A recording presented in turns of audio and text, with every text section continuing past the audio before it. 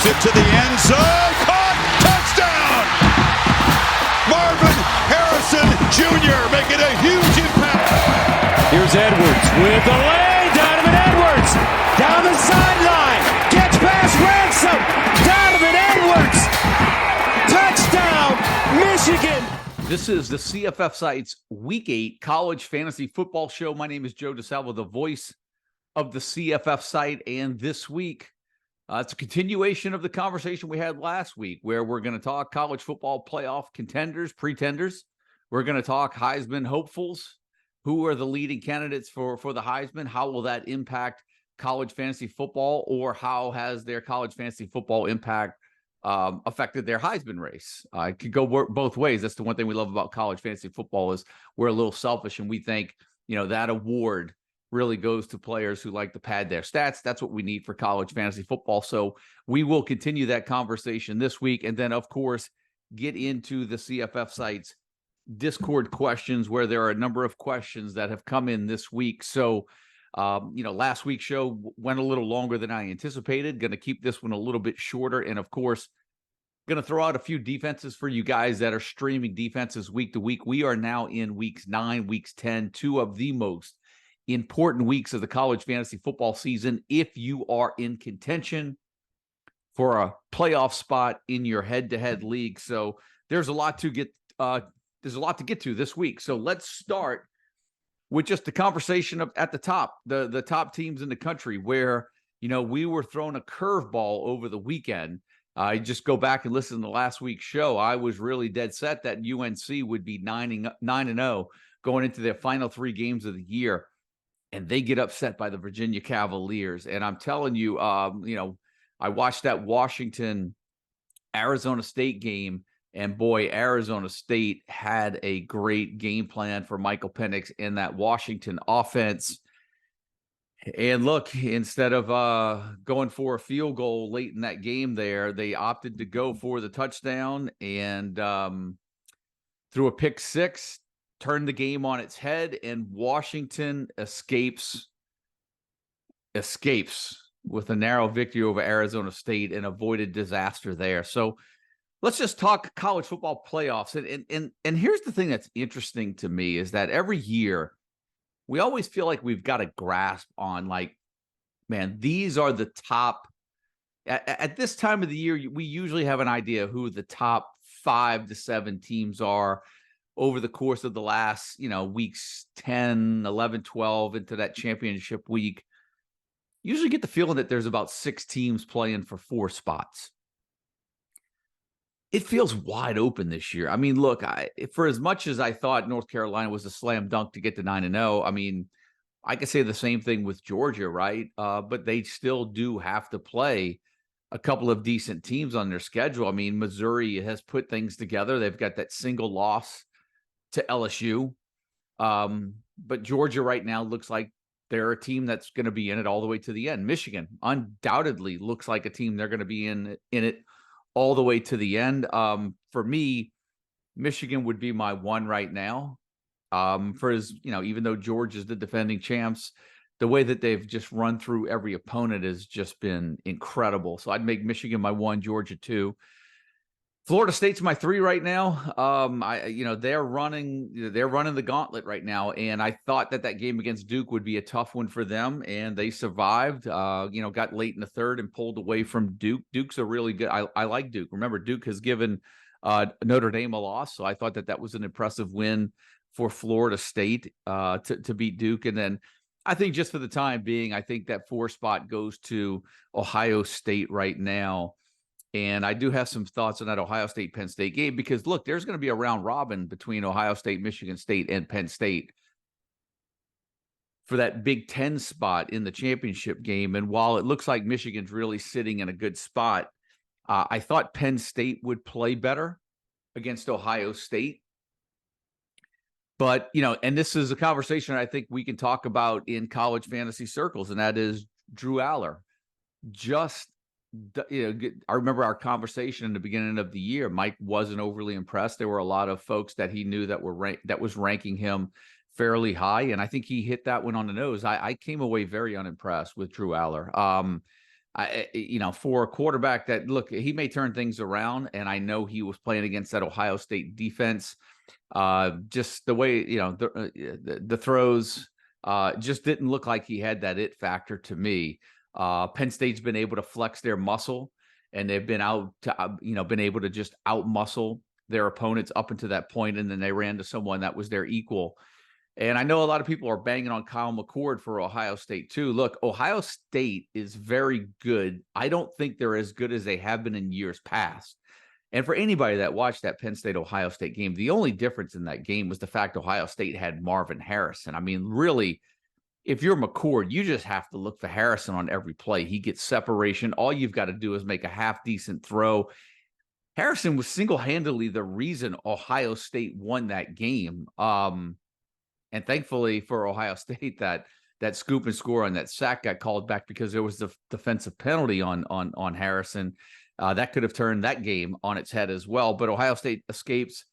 Penn State, I think they're going to run through everybody maybe until they get to Michigan. And I think Drew Aller is going to get exposed again. And I think it's going to come down to, now that Ohio State has disposed of Penn State, I think it's going to come down to that Michigan-Ohio State game at the end of the year. And depending on what happens along the way, both of those teams could be sitting in the playoffs again. We'll see. Washington, I've said this before. I've been saying it for a couple of weeks. The Pac-12, for as fun as it is to watch them, really do not impress me. Washington's undefeated. They have been tested by Arizona State and Arizona. And look, Arizona looks much improved, but it's still Arizona and Arizona State. You've got Oregon out there that, they lost that game to Washington. And I'll be honest with you, if I was a Pac-12 team, the one team that I would not want to face is Utah. I think right now, if you put some of these top 8 teams on a neutral site, I think Utah is the one team from the Pac-12 that probably has a shot against the big boys because of their ability to play defense. I don't know what's going on with Cam Rising. This was a player that was supposedly going to miss a couple of weeks, that wasn't going to be back. And now we're 2/3 of the way into the season and still no signs of Cam Rising. So we're going to get to Utah a little bit later. And then when you look down that list, Washington, Oklahoma, Texas. I mean, look, I've said this as well. Oklahoma doesn't impress me. I feel like they could have lost 2 games already. I said the same thing about Texas. They nearly, could have gone to overtime against Houston this past weekend. Both of those teams are sitting in the top 10, and they don't really impress me. You've got Alabama, Penn State. You got Oregon State, then Ole Miss, and then you got Utah, Notre Dame, LSU. Those 3 teams right there, I feel, can beat just about anybody in the country on any given weekend. And what's interesting, when you look at the standings this year, it doesn't look like we're getting to the point, or at least not right now, where we may have 5 or 6 teams vying for 4 spots come, the end of week 13, week 14 championship week. When I look at somebody as like Notre Dame, Utah, LSU, even Missouri, North Carolina down there, rounding out like the top 20, Louisville, Air Force, Duke, I feel like any one of those teams can beat any of the teams maybe ranked outside of the top, 3 or outside of the top 4. This is as deep, I feel, or as much parity within the top 20 that I think we've had in quite a long time. This would be a heck of a year for a 16-team playoff, because I feel that this year it would be wide open if we went to 16 teams. But that's where I'm sitting right now as things stand. I'm sitting Michigan, Georgia, Florida State, and Ohio State to kind of round out my top 4 right now. We'll see how that plays out over the coming weeks. Now, with, how has the Heisman race been affected with everything that's going on? And so that's really the question right now, leading up to this week, because that affects us from a college fantasy football standpoint, right? So I felt that Michael Penix was getting a lot of run, publicity with that high-powered Washington offense. He now has had a couple of really bad weeks, couple of stinkers in the last 3 weeks. So has Caleb Williams. And it feels like right now that those 2 guys, as we speak, feel like have fallen down the list a little bit. I still think Penix is going to be on a lot of people's list, because I think there's some, there's a little bit of hyping him up with undefeated Washington right now, but he did not look good Saturday night.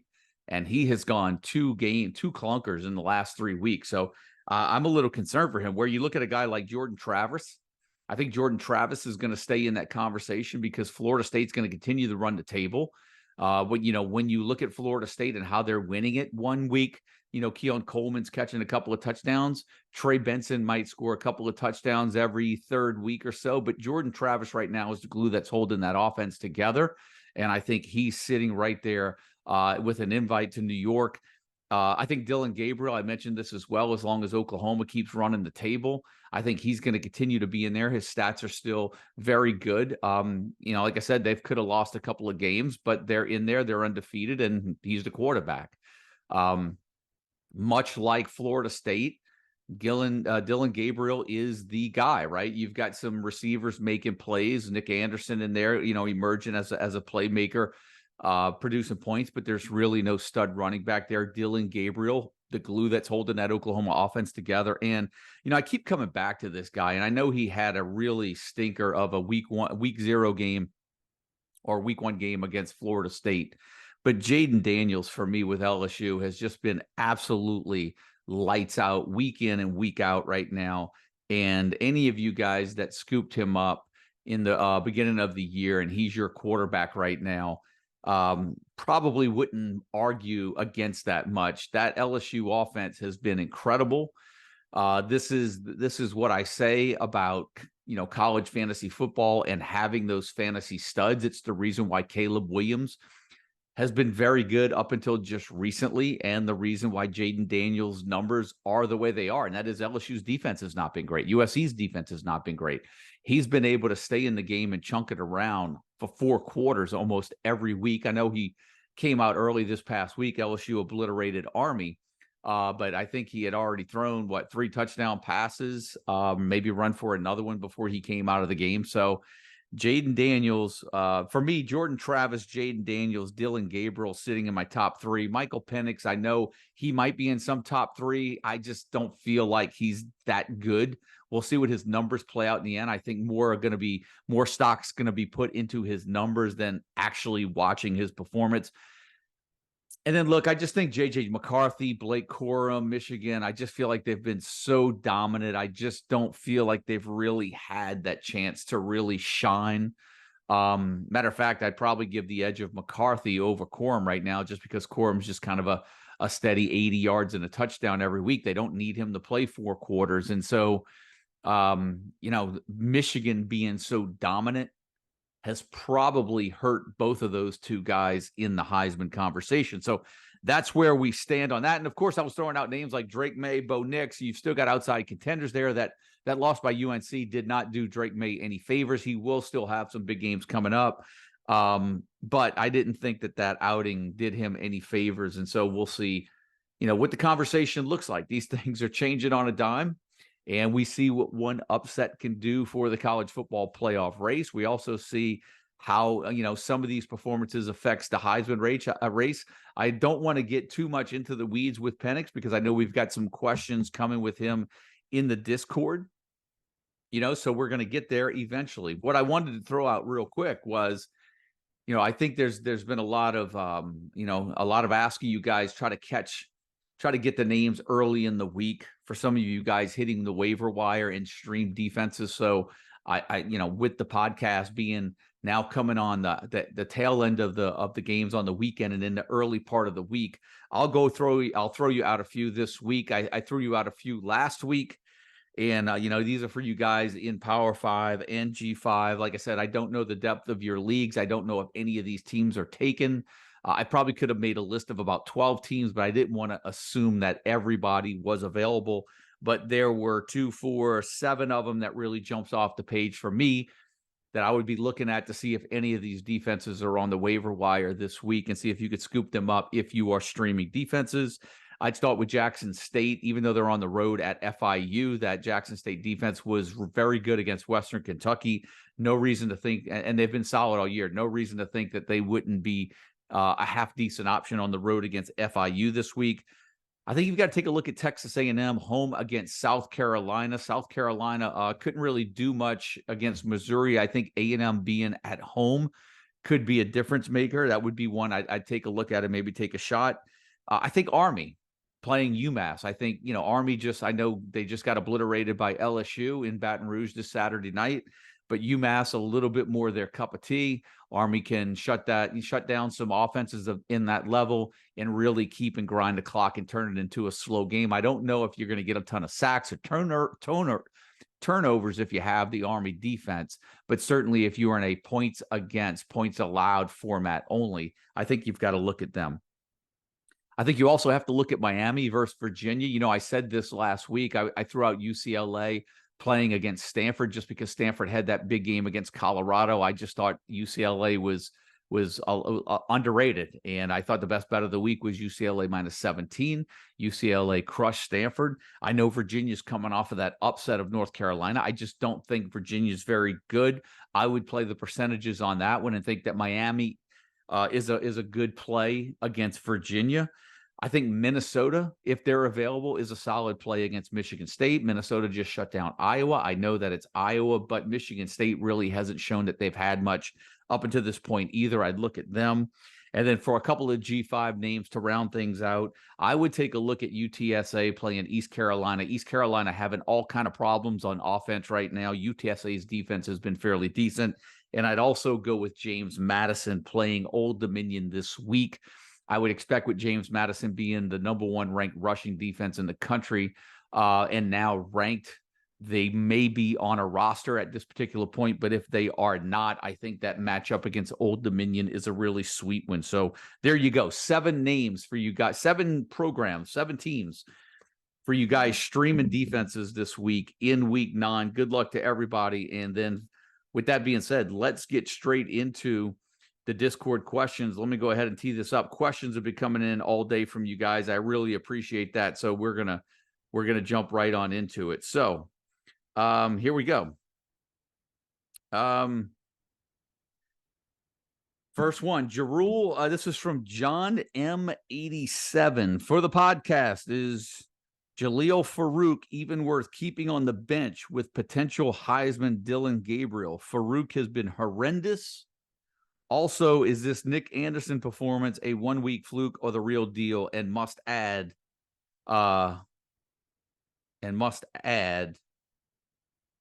due to the 1 week's worth. I think I get your question. Is Nick Anderson worth an ad? Is he the real deal? What do we do with Jaleel Farouk? Here's what I'll tell you. Jaleel Farouk has gone 4 straight games without a touchdown. I don't really feel that he's a fantasy option right now. I actually feel he's the second best receiving option on the offense behind both Nick Anderson and Drake Stoops right now. I even think Stoops is a better option than Farouk right now. When you look at Nick Anderson, he's caught a touchdown. Now here's where you have to use your judgment in rounding out your roster in a starting spot. Because if I had a chance to scoop up Nick Anderson a couple of weeks ago, Nick Anderson would have already been in my starting lineup. When you go 5 straight games with a TD, when you start getting into 3 straight games with a TD, that's a trend that most likely will continue as long as they're getting those red zone targets. Now, what's interesting, he's gone 5 straight games with a touchdown. 8 of his 14 receptions have resulted in a touchdown. He's not getting a ton of targets, but with the consistency he's showing with getting in the end zone and Gabriel finding him for scores, I almost think he's a must play right now. He's the best option on the Oklahoma roster outside of Dillon Gabriel right now. And I do think Nick Anderson, even though he may only be catching 2 to 3 balls a game, he's catching a touchdown every week. I think you've got to get him on your roster, and I think you've got to get him in there as at least some sort of flex option. Anybody that's showing a consistency, I think, you've got to get him in there. And, I will say this. I don't know if there's a question coming up about this later in the pod. I'll have to see because there's some questions I still haven't checked yet. I'll be catching them on the fly. I was impressed with John Rhys Plumlee. He didn't get a generous projection from us this week. And rightly so, after he was kind of subbed out early the week before. He still did not do anything rushing last week, but what a gritty performance by John Rhys Plumlee to really had Oklahoma there on their heels and had a chance to pull that one out there. But what a performance by him. He's the one I'm a little still iffy moving forward. As long as he's getting healthier, progressively healthy as the weeks go by, I think he's going to be a good start. Still a little concerned that he's not really. I know he had a rushing TD. Didn't really give you any from a rushing yards. Plumlee's MO has always been the dual threat. And I'm just wondering how much of a fantasy factor he's gonna be down the stretch if he's not able to kind of, turn on the Jets a little bit. So we need to see how that plays out. But at least now, if you have Plumlee, you have confidence that he can play 4 quarters, and that UCF offense is going to be good with him in there, because we saw he almost, he was almost able to pull it out against Oklahoma this week. Moss in 97. What do we do about Will Shipley at this point? He's been a disappointment in almost every facet, but was not that bad. Was not so bad that it was time to cut bait. Is he still a wait it out? Look, I do think Shipley is a waited out. He scored TDs in 3 of his last 4 games. Now, he's only gone north of 75 rushing yards twice this year.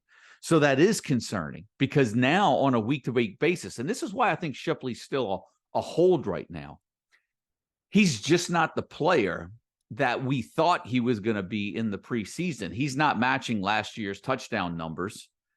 And it almost feels like right now, with that Clemson offense struggling, that 100 yards and a touchdown is Shipley's ceiling now every week.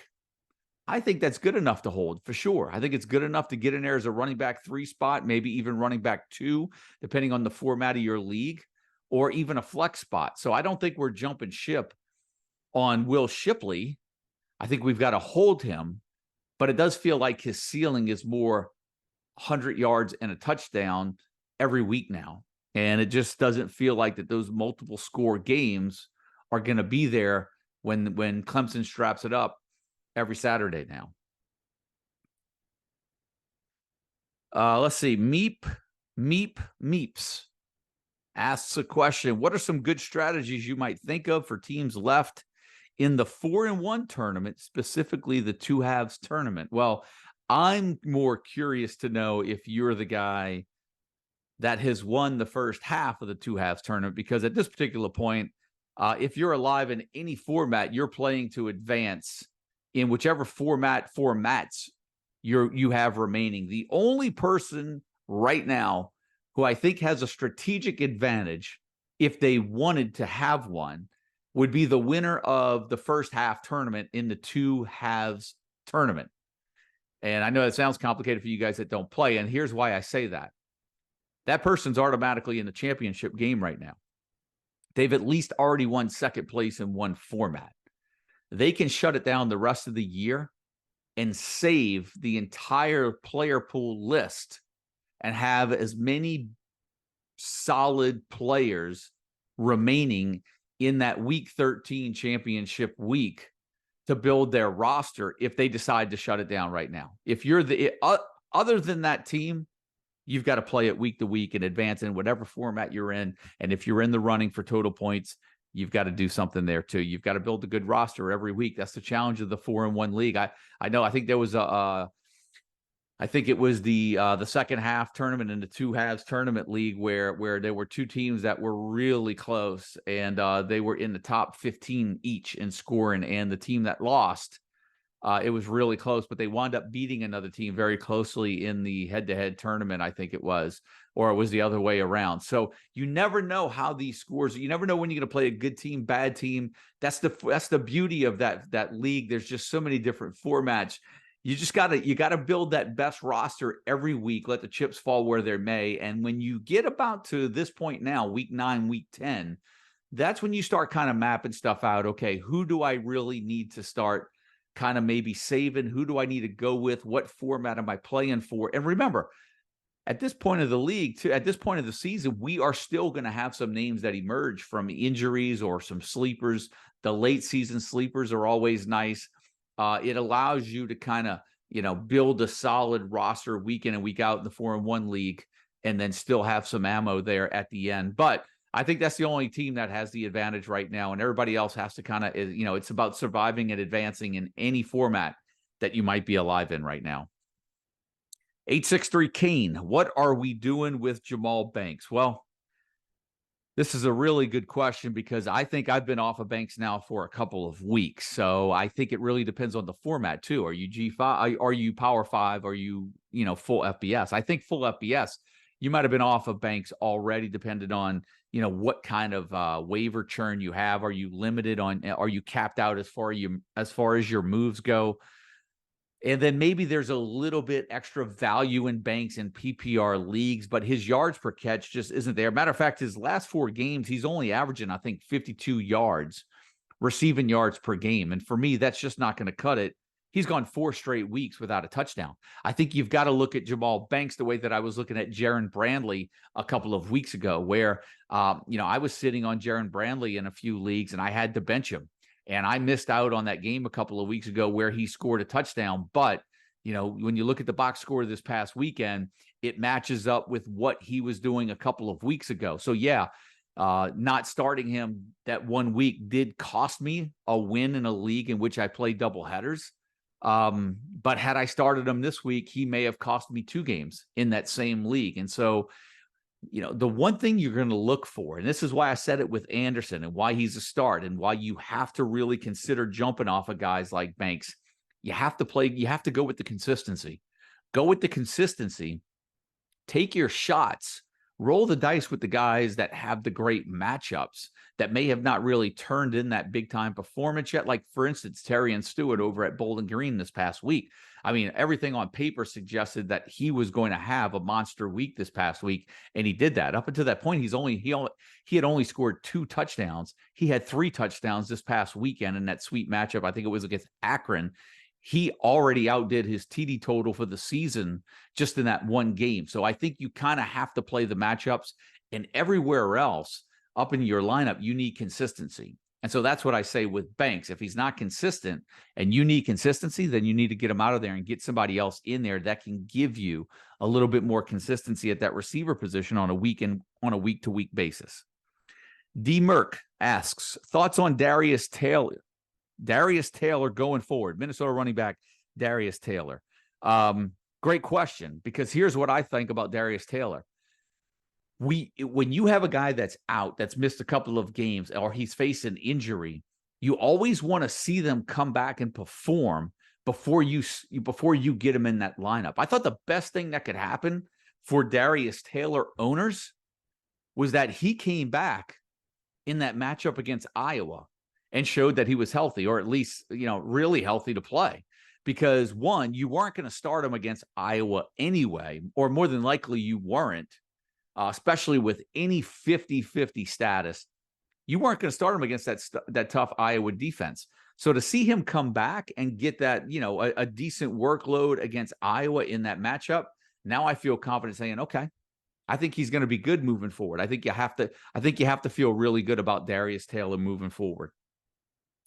D. Merck follows that up. What's going on with Shipley? I think time to cut ties. I like his schedule, especially at the end, but I'm having a hard time convincing myself to keep him around. I think I addressed that with Shipley. I still think he's a hold right now, D. Merck.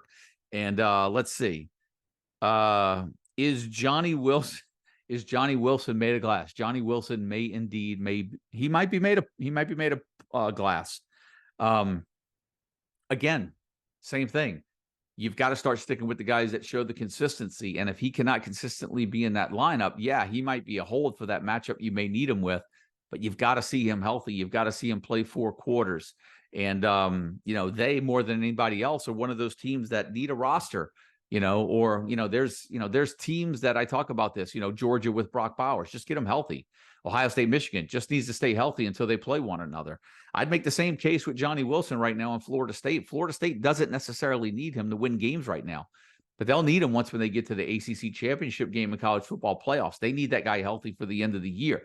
Doesn't do you any favors for college fantasy football, but that's the lay of the land of where it stands right now. So you do have to be careful with Johnny Wilson if that indeed is the case. Sprague 26th asks, is it time to move on from Trey Benson? He is just not getting the touches. Look, Yeah, look, I agree with this. Trey Benson is not getting the workload that we thought he would. I mentioned this when I talked about Jordan Travis being in the Heisman race. That offense is revolving around Jordan Travis. Different playmakers are making plays. You may miss out on a Trey Benson 2-touchdown, 70-yard performance, but if he's going to give you one of those 35-yard performances and no score, it's sort of a high risk, high reward play. I almost feel like you've got to play the matchup. You got to see what your roster looks like. What do you have up and down your roster? I don't know if I'm going to cut ties with a Trey Benson unless you're in a shallow league and there's a lot of talent out there. But players like that right now are getting really tough to play on a week-to-week basis. There's more trouble for me starting Trey Benson than Will Shipley right now. Even though I think Will Shipley's ceiling is sort of maxed out at 100 yards and a touchdown right now, I think he's still scored a touchdown in 3 of his last 4 games. I'd still rather the touchdown in 60 yards than give me the 2 touchdowns and 80 yards and then give me 2 games of less than 50 yards rushing and no touchdowns. Like, again, it comes back to the consistency for me, because depending on how big your roster is, I feel like you could get by with some consistent guys if you've got that quarterback that gives you that 30-point performance. You've got that consistent running back that can give you that 20-yard performance, and maybe, that wide receiver that's giving you 15 to 20 every week. It comes down to consistency. We're at the time of the year now where your lineup should be built around consistency, and depending on who you're playing, your matchup, and how aggressive or conservative you need to be and where you are in the standings, to me, dictates how much of a chance you should take how much of a risk you take with a guy like Trey Benson at this point. So that's where I stand with him. I think he's a hold right now, but I just don't know. I don't think he's a start every week. I really don't. Sprog 26 also asks, Utah running back Sione Vaki roll with him the rest of the year? ? Well, I wish I had the answer for that for you right now. But the one thing that I will tell you that I do like is that I like him more now than I did a week ago, because now we've got a 2-game sample size as opposed to 1. Now, if you told me he went for 15, 158, and 2 a couple of weeks ago, how would he do this past week coming up? If I had him, I have to tell you, and I don't, I would have been a little hesitant on starting him. But I know that Cam Rising isn't back, and we know that Utah really has to rely on a play. They need a playmaker on offense. Jaquindon Jackson is getting healthy again. Remember, I said a few weeks ago, coming out of the bye week was going to be really big for him and his fantasy owners. He's had 2 decent outings coming out of the bye. And now you've got Vaki and Jackson now sort of forming this 1-2 punch in the Utah backfield, and Cam Rising isn't even back yet, right? So when you go 15, 158, and 2, and follow that up with 9 carries for 68 yards, 5 catches, 149, and 2, I almost think he's a must play this week. I think you've got to start him. 2 solid weeks in a row like that. If you're the Utah coaching staff or offensive coordinator, and you've been struggling to score all season long and your defense has been playing as solid as they have, don't you need players like that on the field for you right now? I don't see how they sit that guy. He has to play. And Utah is right in it. So they need to win games. So for me, I think he's a start. Taramas asks, do we expect to see the Caleb Williams from the first part of the year during the final stretch? Well, I'm going to tell you what this is. Right now, Caleb Williams is kind of having a role reversal compared to last year. And it's reminding me a little bit of our Drake May from last year, where Drake May was by far, the best college fantasy football quarterback in the regular season last year, up until the last 3 or 4 weeks. And then he fizzled out. Well, Caleb Williams has only accounted for 1 touchdown in each of the last 2 games, the games against Notre Dame and the games against Utah. So, one of the best college, I would argue he was the best college fantasy football quarterback up until that point 2 weeks ago. I don't think he's going to be facing a Notre Dame now. He's not going to be facing a Utah. I think you're in the clear now, but we do know that he's probably gone, right? And so where does USC fit into all this? I made a point on this a few weeks ago, and that Caleb Williams didn't have to play in the bowl game last year when he was questionable and he played. I just think the guy loves to compete. I think he's going to play. I could be wrong. I don't know if USC will shut him down at the end of the year or if he'll shut himself down. But a part of me is optimistic that he'll play and he'll still produce really good numbers. He just so happened that this USC team, they don't have the muscle that a Notre Dame or Utah has up front, and that's been the reason. That's why I said, when Washington and Oregon's and these other Pac-12 teams get together in Colorado, they can go toe for toe and kind of match each other on the scoreboard. But when they play the guys, those teams that have the guys in the trenches that can move the linemen around a little bit, it's a different story. And so Caleb Williams, I think I'd still feel good with him the rest of the way. Now, I say the same thing, and I'll just touch on Michael Penix because I don't know if a question's coming later on or not, but I'll check that out. In 2 of his last 3 games, he hasn't even accounted for a single touchdown. And those games were against Arizona and Arizona State. These weren't against Notre Dame and Utah.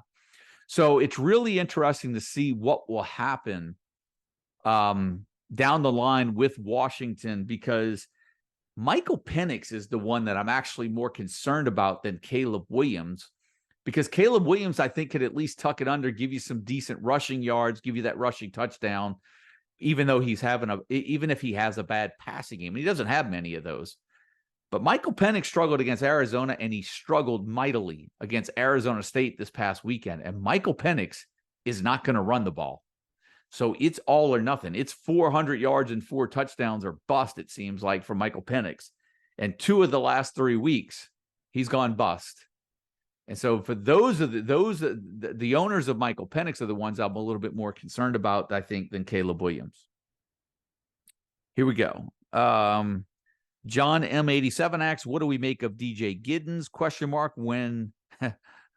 When we don't play him, he goes off, and when we're told to start him, he puts up a dookie. Well, look, this goes back to my point that I made about Jaron Bradley, wide receiver, Texas Tech, a couple of weeks ago. DJ Giddens, that 2 touchdown performance felt like fool's gold up until this past week. Then he scored a touchdown this week. I just don't know with the quarterback rotation right now that they have going on. I just don't know if I feel comfortable starting DJ Giddens right now. I have to tell you, if I have him, I'm holding him, but I'm not very comfortable starting DJ Giddens right now, knowing that, 5 of the 7 weeks that he's had up until this point have been rather ho-hum.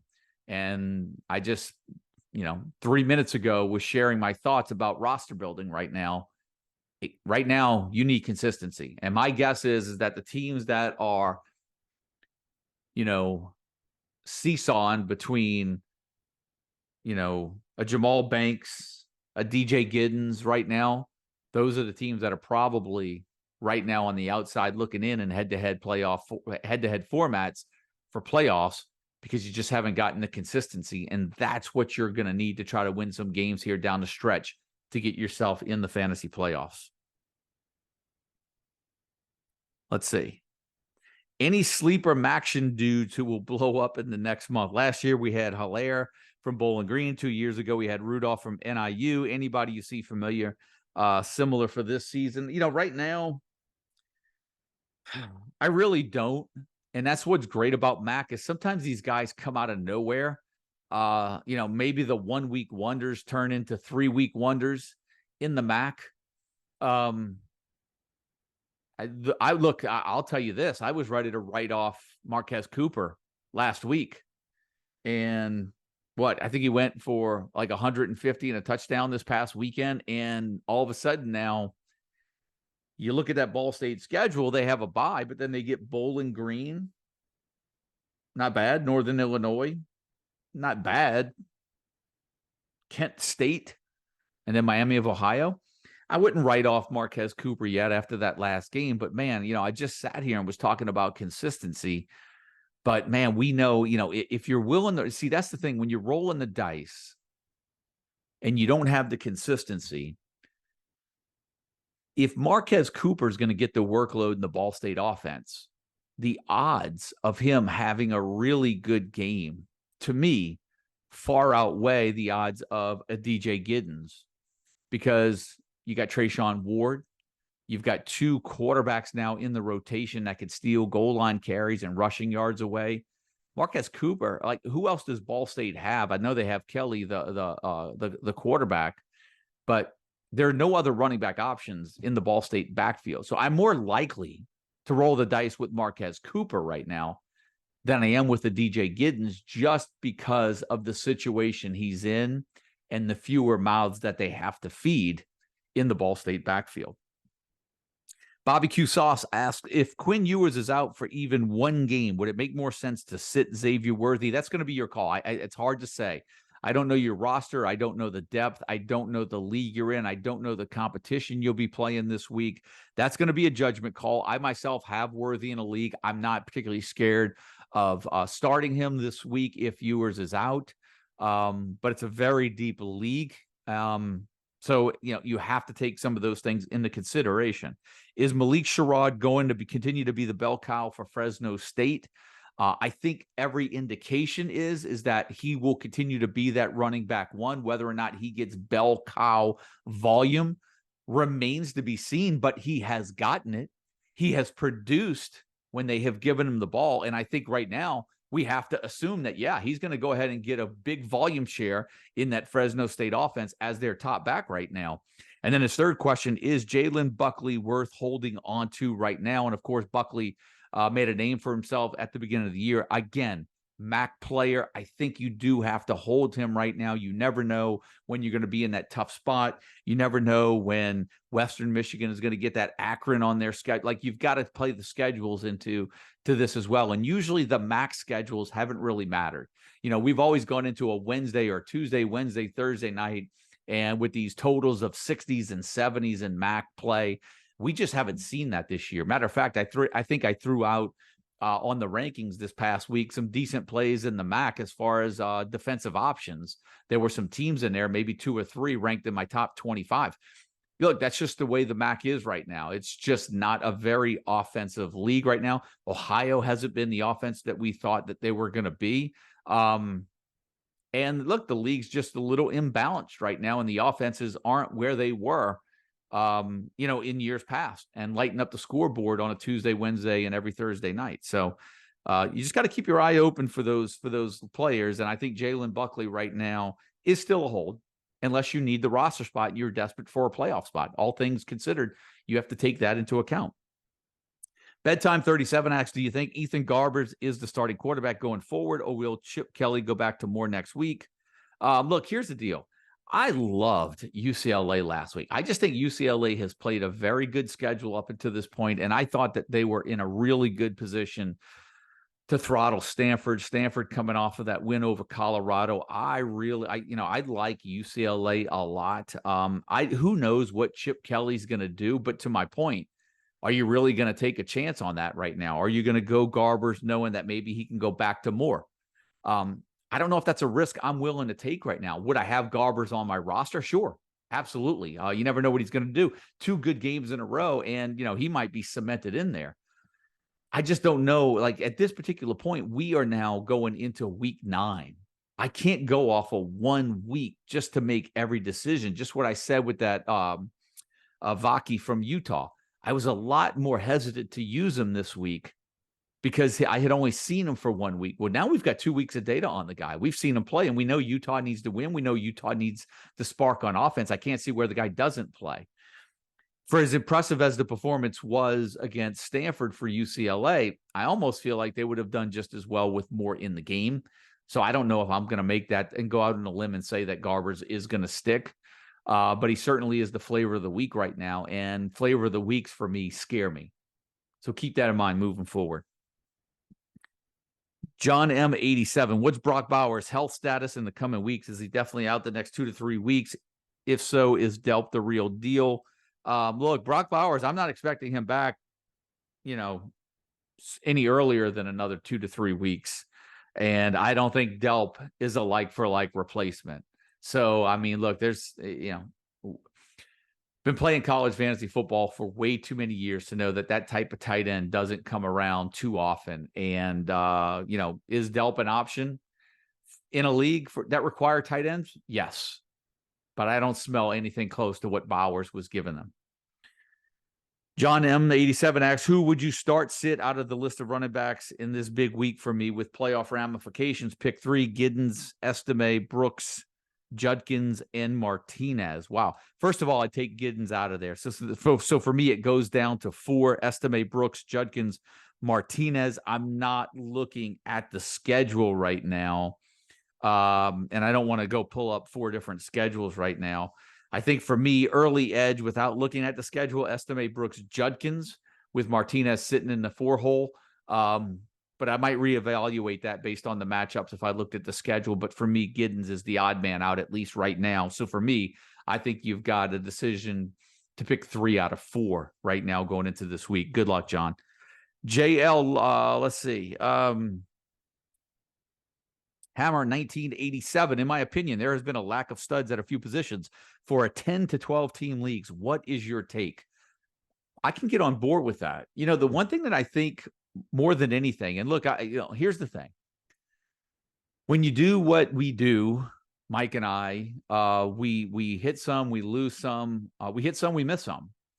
I just feel like at the top this year, I know speaking for myself, I think I've swung and missed quite a bit with some big names at the top of the list. There are some running backs this year. And look, I don't think there's many of us that could have missed that could have predicted what was coming, right? I mean, Will Shipley, I didn't see the troubles over there at Clemson coming. You had Jaquindon Jackson's been banged up. Ches Malisi going down probably did Braylon Allen a lot of favors. But there have been a number of names at the top of that list that have just not panned out this year. And that happens every year. Don't get me wrong. That happens every single year. It just feels like we had fewer surefire hits in the top 2 rounds this year than in most years. And it's interesting because I think, I was thinking about this over the weekend, just in years past, like, I remember Justin Blackmon, the year he had at Oklahoma State, the year Crabtree was having at Texas Tech many years ago. Like, there always seems to be that one player that just has that season that's just clear cut, way better than anybody else right now. And outside of the quarterback position, I don't know if we really have that at receiver. I don't know if we really have that at running back. We have a lot of good players having some really good seasons. And Ashton Jeanty, remember Mike and I were saying in the preseason, like it only takes one injury for one of these guys that we have ranked, in the top 15, 20 that split in time with a partner to all of a sudden be a top 5, top 10 running back. And that's happened at Boise State, right? I mean, I would have never guessed 4 weeks ago that Kerry Robinson would have been my number 1 running back in a weekly top 25 ranking. But the consistency that guy has shown week in and week out, how could you not? I mean, that's why when you look at my rankings, you're going to see the Rasheen Ali's and the Ashton Jeantys and the Robinsons up there. When you're ranking them, I'm not really going off of the head-to-head format, projections, forecast. Like, I'm going with, if I'm going to list a top 10, I want guys that I feel fairly confident are going to give you at least at minimum that 100 yards and a touchdown, maybe, 2 touchdowns and 120, 30 yards, because it's all about confidence in that consistency. And that consistency really is what I give a lot of, consistency confidence level is what I call it when I rank some players higher than where they're projected in the projections and weekly projections. So, I get that, Hammer. 1978. It's a good point. Something I've thought about several times this year. And I just feel like we haven't had as many surefire hits in the top couple of rounds as we've usually had in years past. Jay Light asks, what do we make of Utah State offense for the remainder of the season? I have both started Vaughn and Royals, but Hillstead did not move the ball like Legas. Look, I think they're going to play the hot hand. If you were to ask me, I know they went back to Hillstead. But I think they're going to play the hot hand, and those are two receivers I'd love to have right now. Royals has been absolutely incredible this year. Coming in, riding the coattails of Terrell Vaughn, and he might have taken him over as far as who would be the top option I'd rather have on my offense in my fantasy roster right now. I'd rather have Royals than Vaughn. How would you rank the following quarterbacks for the rest of the year? Austin Reed, Caden Salta, Jordan McLeod, Chandler Rogers, and Zion Chris. Again, I've got to take schedule into account. The one thing that I do know is that Austin Reed is not having nearly the year that I thought we'd have at the beginning of the year. I think I'd probably look at Salter and Chandler Rogers and Chris at the top of that list, with Reed and McLeod there coming in right after them, top of my head, without really looking at any schedules the rest of the way. And then Braylon Allen or Darius Taylor this week, who you going with? I didn't even look at the matchups. All I know is that if Darius Taylor is going to get a heavy workload in that running back one spot from Minnesota, I'd prefer to have with him. But, since it's just a one-player comparison, and I can pull up both of the schedules real quick, I'll try to bang that out for you. So it's either Minnesota at home, Darius Taylor at home against Michigan State, or Braylon Allen at home against Ohio State. Yeah, I'm going to go with Darius Taylor in that matchup. And then BP Brennan asks, and this closes it out, is Vaki going to be a league winner this year, or has he simply been the beneficiary of two good matchups and circumstance? And I'll say this again and echo it for maybe a third time. Utah needs playmakers right now. They're going to turn to their playmakers no matter how good or bad the matchups have been. They're going to need him to make plays right now in that offense. And so I think if you have him, you have to start him. So look, that was a lot of questions, but man, you guys bring it every week. You did. I made sure to get to you guys. You guys kind of beat me to the punch, started posting questions in the announcement channel of the Discord before I even had a chance to say that I was taking your questions. But that's it, man. Look, we are coming down the home stretch, week 9, week 10, right here around the corner, maybe week 11 included in your regular season if you play a semifinal and final format. If you are in a format that has a 3-week playoff system, these are the last 2 weeks for you. You need consistency, but you also, you need to take calculated risks on the matchup. And so if you have any questions, reach out. I know Mike's in the Discord most of the week. I get to a lot of the email questions that are sent to me at the end of the week. I like to get this up and running, all the, waiver wire notes and observations content. And I do like to let the projections bake in before I start throwing out my top 25. I know there's been some requests to get the top 25 rankings out earlier in the week if we could help that. I just don't like to jump the gun. I don't want to post a ranking and then have to edit the ranking and go back and redo it after I have a chance to look at the matchups and the projections. And that's the reason why the top 25 list comes out as late as it does, but it will be out by Thursday. Again, a lot of games going on this week. We've got to get the early matchups out of the way. Those will be on the website for the beginning part of the week. And look, important weeks here, guys. Good luck to everyone. That's going to do it for the Week 8 podcast. I'll see you guys in Week 9. My name is Joe DeSalvo, the voice of the CFF site. Good luck to everyone this week. See you guys.